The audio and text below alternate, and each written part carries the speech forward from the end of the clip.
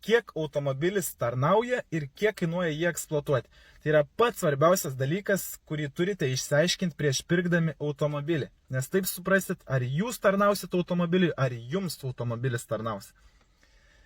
Jeigu norit sužinoti apie savo automobilį, rašykite komentarus metus, markę, modelį, variklio turi kilovatus, daugiausiai susirinkęs dėmesio, bus padarytas video.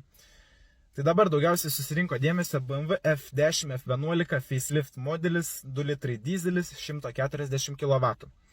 Jis ėjo nuo 13 metų 10 mėnesio iki 17 metų. Varikliai laiko iki 500 000 gerom sąlygom. Didžiausia variklių lyga – užsikemšantis aušinimo radiatorius. Laiku išsiplausit aušinimo radiatorių, variklis laikys. Pavarų dėžės. Patikimos, gerai laiko, šrotė kainuoja 400 €, restauruot kainuos 2500 €.